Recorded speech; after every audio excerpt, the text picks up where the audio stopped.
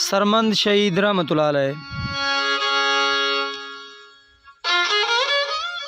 हज़रत सूफ़ी सरमंद शहीद रहमतुल्लाह अलैह आशिक सादिक सूफ़ी बासफ़ा ऐं राह हक़ जा शहीद आहिनि। सनन बाबति माण्हुनि जा अजीबो ग़रीब ख़्याल रहिया आहिनि। कुझु रिवायत कंदड़नि जो ख़्यालु आहे त पाण ईरान जे कंहिं शाहूकार मजूसी घराणे जा फ़र्द हुआ, त किन वरी ख़्यालु ज़ाहिर कयो त पाण ईसाई मज़हब सां तालुक़ रखंदड़ हुआ ऐं किन वरी कंहिं ॿिए मज़हब सां संदन तालुक़ ॻंढण जी कोशिश कई आहे।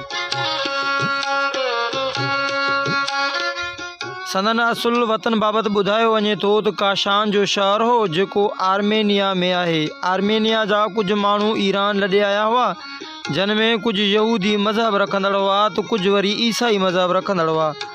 हिन जे वॾड़नि ईरान में अची इस्लाम क़बूल कयो हो, जंहिं करे पाण बि मज़हब इस्लाम सां लाॻापिजी विया। संदन नालो शुरू खां ई सरमंद मशहूरु हो। कुझु किताबनि में खेनि सैयदाई सरमंद जे नाले सां बि सॾियो वियो आहे। संदन लिखियल ख़तनि ऐं शाइरी मां ख़बर पवे थी त पाण वॾा ॼाणू मार्फत जा राज़दार ऐं इल्म जा समुंड हुआ। खेनि अरबी ऐं फ़ारसी ॿोलियुनि ते वॾी दस्तरस हासिल हुई। संदन अबाणो धंधो वापार हो, जंहिं करे पाण बि गुज़र सफ़र लाइ वापार खे ज़रियो बणायो हुआऊं।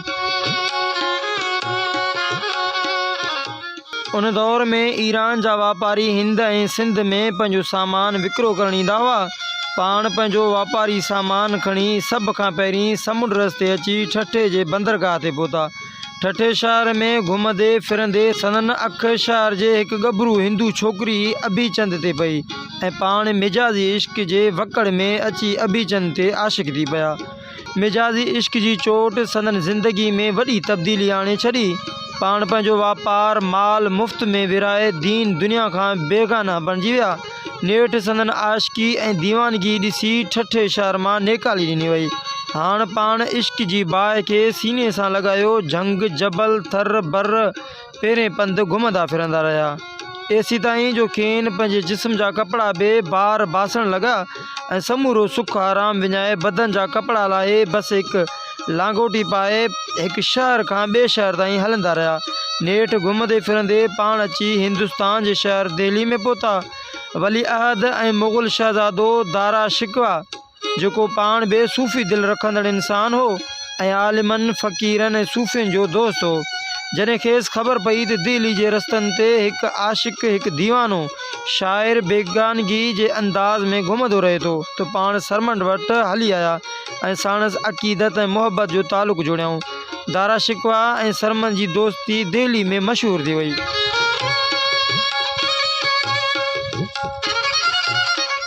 हिकु शहज़ादो ऐं हिकु फ़क़ीर पाण में घाटा दोस्त बणिजी विया, पर हालतनि पलटो खाधो। औरंगज़ेब बग़ावत कई, दारा शिकवा खे शहीद कयाईं। पीउ शाहजहान खे जेल में विधाई ऐं इक़्तिदार ते पाण कब्ज़ो करे वेही रहियो। दारा शिकवा सां दोस्ती जे करे सरमंद जी दिल्ली में मौजूदगी औरंगज़ेब खे न थिए वणी, जंहिं करे हिन सरमंद खे शहीद करण लाइ को बहानो हथु करण लाइ संदसि पुठियां पंहिंजा कुझु जासूस लॻाया ऐं पोइ नेठि उन्हनि खे सरमंद शहीद खे क़ाबू करण लाइ कुझु बहाना हथु अची विया। सरमंद शहीद ते सरकारी धुर तरफ़ां ही इल्ज़ाम लॻाया विया। पहिरियों इल्ज़ाम इहो हो त हज़रत सरमंद शहीद पंहिंजी शाइरी में ॾिनल रुबाई में हुज़ूर पाक सल्लल्लाहु अलैहि वसल्लम जन जी जिस्मानी मेराज जो इनकार कयो आहे। रुबाई जो तर्जुमो हीअ आहे त मुला चवे थो त मेराज लाइ अहमद सल्लल्लाहु अलैहि वसल्लम अर्श ते वियो, पर सरमंद चवे थो त अर्श ख़ुदि अहमद सल्लल्लाहु अलैहि वसल्लम वटि हली आयो। ॿियो इल्ज़ाम इहो हो त पाण हुकूमत जे बाग़ी दारा शिकवा जा दोस्त आहिनि।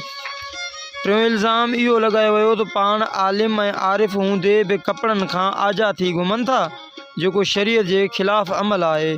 चौथों इल्ज़ाम इहो हो त पाण कलमो पाक पूरो नथा पढ़नि, यानी ला इलाहा इल्लल्लाह खां अॻिते नथा वधनि। नेठि शाही दरबार में सरकारी आलिमनि जे हिकु टोले अॻियां खेनि जज़ा ऐं सज़ा लाइ पेश कयो वियो। दरबार में औरंगज़ेब खां सवाल कयो त माण्हू चवनि था त तव्हां दारा शिकवा खे बादशाह थियण जी ख़ुशख़बरी ॿुधाई हुई, ऐं छा इहो सच आहे? हज़रत सरमंद शहीद बेबाकी सां जवाबु ॾिनो त हा, इहो सच आहे। मूं हुनखे अब्दी सल्तनत जो ताज पाइण जी ख़ुशख़बरी ॿुधाई हुई ऐं पाण शहादत जो रुतबो हासिल करे इहा ताजपोशी करे चुको आहे। एक आलिम सवाल कयो त तव्हां आलिम आरिफ हूंदे बि उघाड़ा छो था घुमो। पाण मौलानाइन जे सरदार कवि ॾांहुं ॾिसंदे चयूं शैतान कवि आहे, छा कयां इहो शरह ते अमल करणु नथो ॾिए।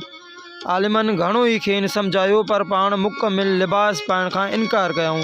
आलिमनि क़त्ल जी फतवा लॻाई पर औरंगज़ेब मुतमिन न थियो ऐं चयाईं रुगो कपिड़ा न पाइण कंहिंखे क़त्ल करण जो सबबु नथो चई सघिजे। नेठि साज़िश मूजिबि हज़रत सरमद शहीद खे कलमो पढ़ण लाइ चयो वियो। पाण पंहिंजी इबादत मूजिबि अधु कलमो ला इलाहा इल्लल्लाह पढ़ियाऊं। जॾहिं आलिमनि ख़ुदा जी नफ़ी ॿुधी त ॾमरजी पिया ऐं हज़रत सरमद शहीद खे चयऊं त पूरो कलमो पढ़ो। पाण जवाबु ॾिनऊं त असां अञा नफ़ी में आहियूं। असबात याने इल्लल्लाह चवंदुसि त इहा मुनाफ़िकी थींदी ऐं कूड़ हूंदो।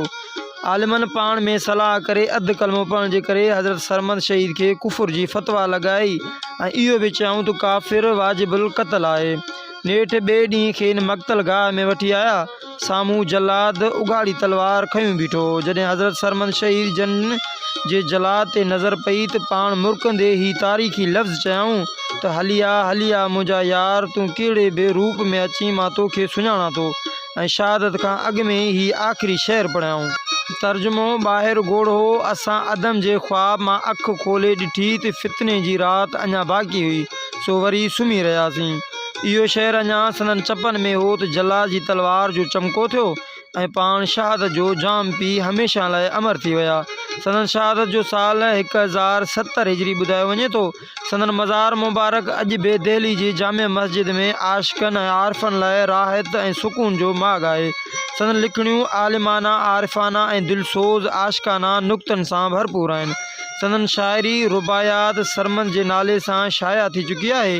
संदन रुबायनि मां हेठि 2 चूंड रुबायूं ॾिजनि थियूं। तर्जुमो ए सरमद इश्क जो गम बेवड़े इंसान खे नाहे ॾिबो, परवाने जी दिलि जो सोज़ माखी जे मख खे नाहे ॾिबो। हिकु डिघी उमिरि घुरिजे सरमद हर कंहिंखे नसीब नाहे थींदी। ॿी रुबाई हीअ आहे त तर्जुमो मूंखे इश्क जे मनसब सां सरफराज़ कयो वियो ऐं माण्हुनि खां बेनियाज़ कयो वियो। शमा जियां महफ़िल में जलाए ॻारियो ऐं साड़ियो वियो। उन जलण ऐं सड़ण मूंखे मार्फत जे राज़ खां वाक़िफ़ कयो। संदन करामत मशहूरु आहे त जलाद जी तलवार हलण खां पोइ संदन वढियल सिरी मां 3 भेरा लाॻीतो ला इलाहा इल्लल्लाह जो कलमो ॿुधो वियो। संदन वढियल सिरी न रुगो 3 भेरा मुकमिल कलमो पढ़ियो पर उन मां ख़ुदा जे हमद सारा जा लफ़्ज़ बि निकिता। चवनि था त हज़रत सरमद शहीद जन जी शहादत खां पोइ हिंदुस्तान ते औरंगज़ेब 48 साल हुकूमत कई पर कॾहिं बि हुनखे सुख ऐं आराम तोड़े सुकून हासिल न थियो। हुनजो घणो वक़्तु झेड़नि झटनि में गुज़रियो ऐं हू ईअं ई बेसुकूनी में ही जहान छॾे वियो।